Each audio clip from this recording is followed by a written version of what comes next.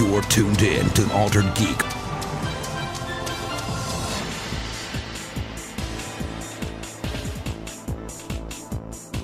Hello and welcome to Altered Geek. I'm your host, Steve Phillips. So anyways, welcome back. It's been a few weeks. This is actually the last episode I'll be recording before we move. That's right, it's being recorded on Wednesday, June 19th, the day after my birthday. And so what does this mean exactly? Well, aside from the fact that I haven't had an episode in probably 2-3 weeks, as it were, there's a lot going on. One, we've managed to have our house sell. Well, at least it's pending. It's had all of its inspections. We fixed everything. We're in the process of packing. This is being recorded and edited and scheduled prior to me packing up my computer, which is the very next thing I'll be doing after all of this. So yeah, we've sold one of our cars. My brother bought it. Long story short, he inquired about it, and prior to that, he got T-boned, and then he needed the same car. So luckily he wasn't hurt, but it did work out in the grand scheme of things. And so we're going to be driving from Flushing, Michigan, which is close to Flint for anyone inquiring on that, to Loveland, Colorado. And we're guesstimating because we're going to pack the truck on Friday, actually prior to this episode releasing. Although if you're on like Apple Podcasts or any of the streaming platforms other than the websites that it gets published to, you'll hear it probably before that. But anyways, that being said, we're going to be packing the truck. Some friends from church and everything will be helping us pack it up. We've got a good portion of the house pre-packed already in the garage, the upstairs living room, and our Michigan sunroom. And we're going to be tearing apart furniture today and tomorrow, which is Wednesday and Thursday, and going from there to moving it down into the lower rooms. So basically, everything will be in 3 rooms, and that's how the truck will get loaded. Going to be driving a 26-foot Penske. And when you say Penske, people are like, don't you mean like a U-Haul? Well, the difference between a Penske and a U-Haul, and I really wasn't sure prior, but not only is it cheaper for a Penske, but Penske's are a diesel truck, whereas U-Haul is a unleaded gas, which it's kind of a wash because depending on what gas station it is, depends on which one is higher price-wise on fuel. So that's not a big difference. What the difference is U-Haul gives you a 26-foot truck, but what they don't tell you is 3 feet of it is not fully usable. Because 3 feet of it are over the front of the cab. And what that means is you lose about 5 feet of storage space below that area. That could be utilized for furniture, for boxes, for a majority of other things. Now, I get it. It's for supposedly your things that are breakable and things you don't want sloshed around. My gripe with it, though, is that not only is it difficult to get on top of, but unless you have things tall enough to prevent those from flying out while you're driving, those things are going to move and get damaged. So I would much rather have everything subcompacted together evenly across the bottom of the floor with the same amount of space used. And then the other gripe I have with U-Haul is they have wheel wells in the back. Penske's do not. So again, it's just more space and more flat space that you get in a Penske, and so that's the reason why we chose that. I'm hoping there's like an auxiliary port in the radio for the drive, because my wife will be driving one of our kids and one or two of the animals in our Equinox, and they have a USB port with preloaded flash drives for the car for listening. And I am hoping there's a auxiliary port in the vehicle, because if not, it's going to be a long drive. Because I have my iPod loaded up with podcasts and episodes of, like, the program that I'll be working on is Discovery Mountain, which is a children's audio program with Christian values and everything. And it's very well done, very well orchestrated. It's an audio play. It's like listening to old time radio. You get all the sound effects, you get the music. Everything is choreographed with a composer for music, and it's really great. I got to voice a small 5-liner in the season 9 mini episode that we recorded while I was in studio visiting the location in Loveland, Colorado. And so I got to voice the gas station attendant, which was pretty much just my voice here. Like, it really wasn't anything special. Although it was funny because a couple of the inflections in it, he asked me to add some, like, kind of ad-lib a little bit, and as most of you know, some of my ad-libbing is a little bit left to be desired. So what happened is, he asked me to slow it down because I was trying to say Blue Birdie, which is the name of their de Havilland Beaver airplane, and I couldn't say it. I kept saying Bew Blurdy, and it was coming out horribly wrong. And so what I did is I slowed way down so I could say Blue Birdie. And now, granted, I'm not in front of the microphone there, so it's a little bit easier for me to say it now. Plus, I botched it. Something terrible while I was there.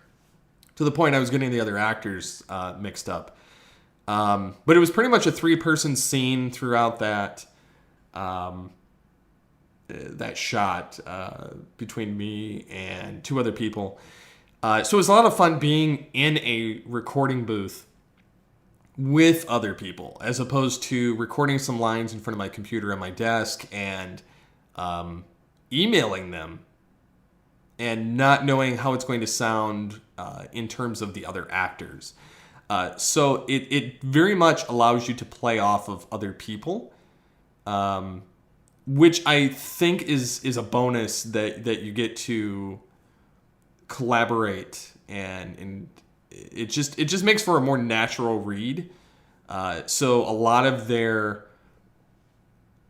recording process for this is if they have a scene with certain people, they will coordinate scheduling for a week or 2 block and get all of these people that have to record lines together, so they can get multiple takes of these lines and then just kind of fish for the good stuff between all of it. So it's really well done. I'm really blown away by how well it comes out, and my boys listen to it as sharply as they do television. Now, granted, they're thinking instead of blindly staring, which is a good thing. And so I'm very much excited. They've kind of insinuated that I might be getting anywhere from 2 to 3 or more new character roles in upcoming seasons. So I'm very, very excited and hoping that I do get to do that. It's a lot of fun. So, in other news, we've had a couple weeks to use our Google Pixel 3a phones. And I have to say, I'm pretty blown away by how well these work. Now, granted, there are some features I miss from my Galaxy S5. Some of those being, and I'm not exactly sure how to do this yet. I'm still kind of learning it, or if there's different app variations. The Galaxy S5 allows you to schedule text messages, which I've yet to figure out how to do on my Pixel. They say you can do it through the calendar, but to be honest, I don't really want to mess with that. If it's not in the text software, I don't really care.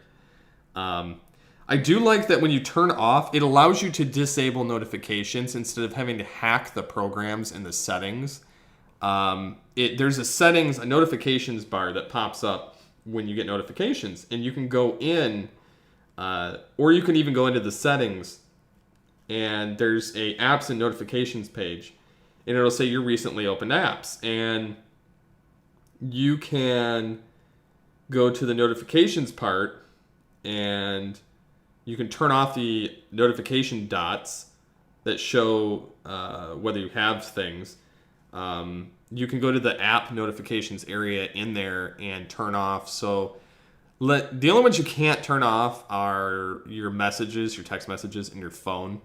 So like if I don't want, let's say, PayPal, Facebook Messenger,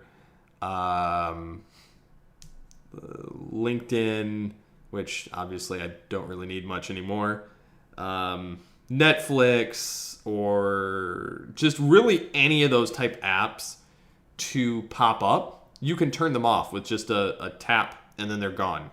There's no delay it for 18 hours or 24 hours and get bombarded again. They go away, which I love that you can do that. Another thing that I like is there's a feature that when you slide over, you get like your Google News update. So basically anything that you would typically search for is going to show up there. So for me, it was like cell phones. There's, different things with streaming services. There's tech updates. There's, just other like technology news and show news and everything else. So it's really cool what they have now in there.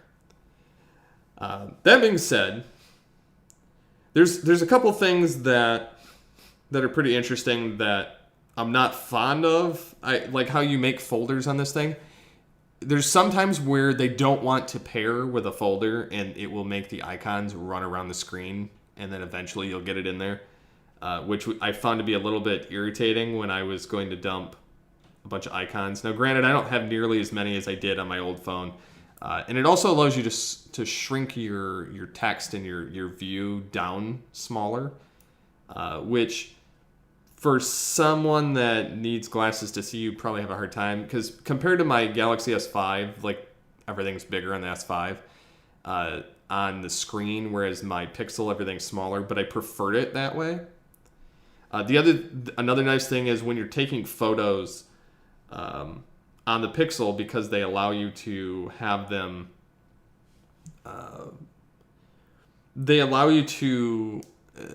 condense the file size and store them on Google Photos.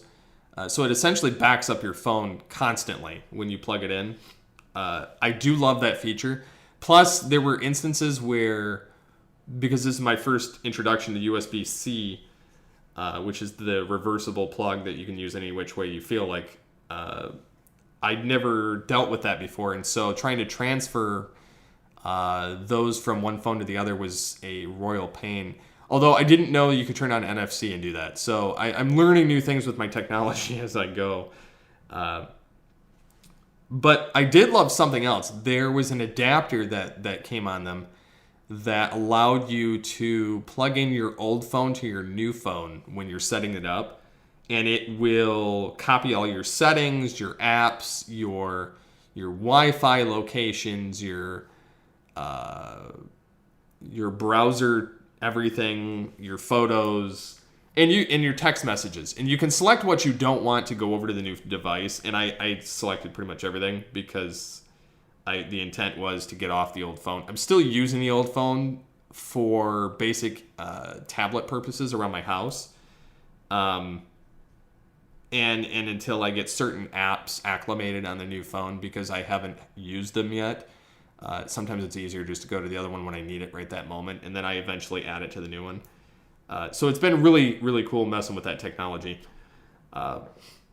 So I noticed something the other day, and I was going on Twitter, and because I hang out on there, my wife's kind of jumped on board the Twitter bandwagon, doesn't really understand it, so she's trying to figure it out.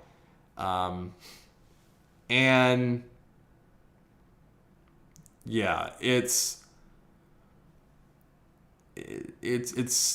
kind of fun trying to teach her, but at the same time it's not, because she doesn't really understand any of it. And she doesn't get that it's more of a conversation piece, because it's not really like Facebook, and she's been a Facebook user, and I'm not. I use Facebook. I don't like Facebook. It's kind of like Apple Podcasts or iTunes. I use it because I have to, but I don't like it. Like my iPod, if there was another way I could dump files on it and not have to deal with iTunes not connecting half the time, I would use that. And I don't like Apple's plethora of podcasting-oriented hardware, software, devices. I don't mind their computers so much because they're usable, and other than a small difference in interface compared between Windows 10 and OS X, it's not really that much different to get acclimated. Especially anymore, like back in the day when you used Windows 95 or 3.11 or 98, XP, 7, there were major differences. But with 10, it's not that much different. I mean, it is still Windows, but it's still different. But very similar. I know it's very contradicting. But yeah, one of my friends on Twitter, for some reason, he got his account suspended. And mind you, he's got like 5,200 followers, so he's a little bit higher than me. I'm at 3,800, kind of borderline there, trying to get above it. But he, for whatever reason, they blocked his account or suspended it. No rhyme or reason. As far as I know, he doesn't post politically, so I don't know. But I know that can trigger some people, and they can cause you to get banned or whatever. And Twitter's, of course, useless when you need to get a hold of them and find out information. Yeah, because when you go to his, you can still click on it, it'll show his name and his information, and it won't let you follow it. It's got him removed. It's got no followers. Like, it's just, yeah, I don't understand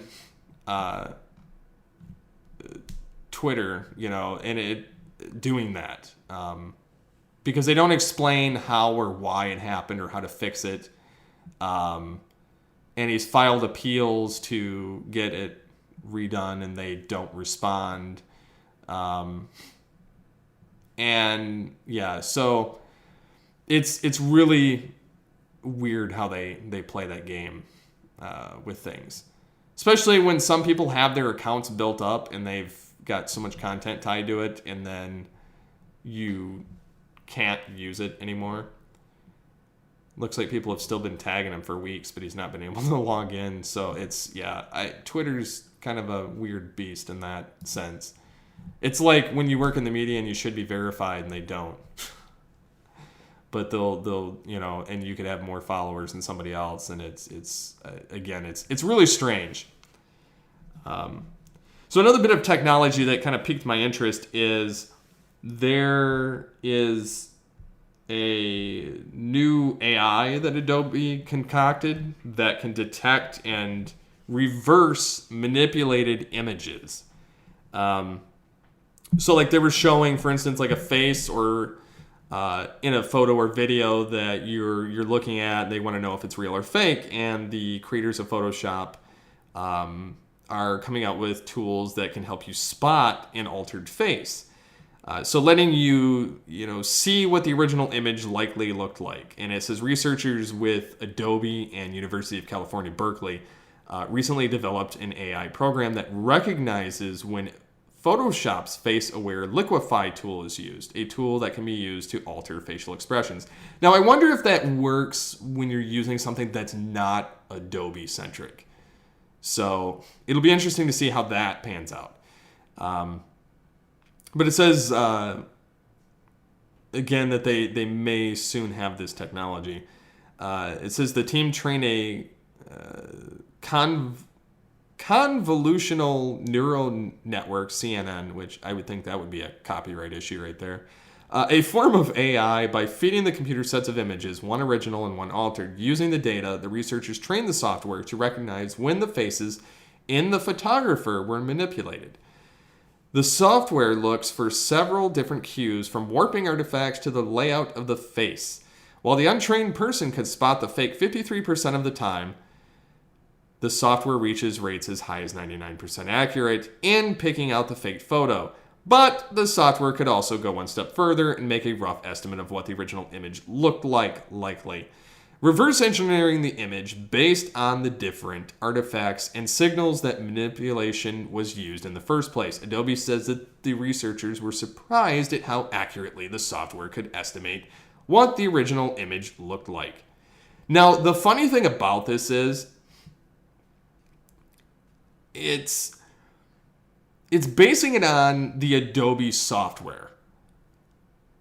It doesn't account for the fact that, for instance, if I were to, say, copy the picture, like flatten all the layers, copy the picture to a new file, and save it as another file format. Say, for instance, if this was a PNG or a PSD, you saved it as a JPEG.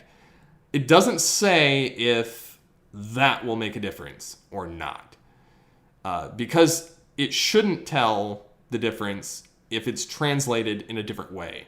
So, for instance, if you photo manipulated something, printed it, scanned it, and then used it, you couldn't tell that it was manipulated in the first place.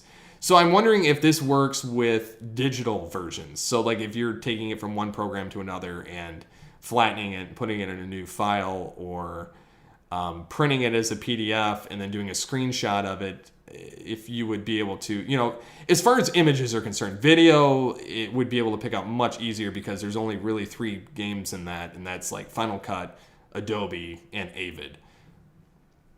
So I don't know. That could be an interesting topic of whether, because I watched a Bill Hader video where he's talking on one of the, like, Jimmy Kimmel or some other late show. And the only reason I watched it was because they showed, as he does his impressions of Arnold Schwarzenegger, this guy had manipulated the video using AI to morph Arnold's face on Bill Hader's body while he's doing the Arnold impression. So whenever he goes back to Bill Hader, his face changes back to him, but when he goes to Arnold, it morphs slowly into, like, transitionally into Arnold, and then it just looks like Arnold on his skinny body. It was really creepy looking, to be honest, and I was kind of a little weirded out watching it, but at the same time, it was really cool watching the impression change as it went along. And it's, again, it was that Deepfake. I saw it on Amber Mac's Twitter. It was very creepy, but it's a warning, basically that if somebody can do your voice or take it and they can make you pretty much say anything, they have, it's like 10 seconds into the video and his face changes, and it was so subtle that you didn't really notice, until it happened. And yeah, I mean, it was just really weird. So again, it's kind of this weird issue of having to deal with this in the future, of watching more fake content come out, and kind of defending against it, because people can manipulate, mislead on just about anything in this day and age, especially with impressionists. Somebody taking something out of context and creating a new, fake video. And Samsung's even got new AI software makes, generating fake videos and things. So I'm thinking that they'll eventually make it so you cannot do that. Because I know, somebody was using Snapchat. I think it was John Bailey was using Snapchat to overlay his face with another face. Like, for instance, if he did the voice of the Joker or his impression of the Joker, and he would put the Joker's face over top of his, it would look like the Joker saying these things. Granted, it wasn't very fluid or smooth as the Bill Hader AI video, but they did remove that feature from Snapchat, as far as I know, because he said he couldn't use it anymore and he was looking for alternatives. But I think that it's kind of an interesting thing that they're kind of going in that direction, and they're trying to kind of prevent it from happening, and it's really weird. So anyways, that's some of the stuff I've been kind of checking out lately. I've been looking at that. There's new. I'm looking at building a new computer. So I've been using this website called PC Part Picker, which allows you to see compatibilities or issues, and you can kind of build your system, and it tells you where you can get the part the cheapest from where. And so, if it's, like a Intel Core i5 9600K 3.7 gigahertz 6-core processor, you can get it free shipping from Walmart. Or you can get like a Thermaltake CPU cooler from Amazon. That's my cat throwing up in the background. Come here, kitty. She's 13. She's old. Oh, go get a drink of water. Stop dry heaving. That sounds awesome on the podcast. So anyways, then they have like a G-Skill, 16 gigabyte DDR4, 226 or 2666 memory. It says free shipping, Newegg. So you can kind of, and it shows you your total, and you can kind of price it out. Another thing I was trying to do is go on Newegg and get it through there and kind of price it out.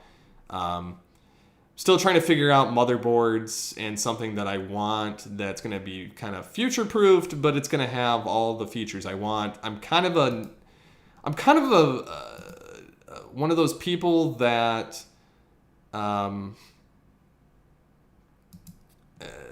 more USB ports, but I don't want a ton of USB 2.0 because everything's going 3.0 and 3.1 and 3.2 and USB-C. So I want my new one to have the USB-C plug in the back or a jumper in the front. Now, granted, my case is just as old as my processor and hardware, which is about 7 years old now. Still runs great for the most part, but I've noticed as things have gotten a little bit more processor intensive, it's made it difficult to use certain parts. It takes a while to load some things up, and I've got a solid state hard drive and 12 gigs of RAM. It's just the processor's not keeping up anymore.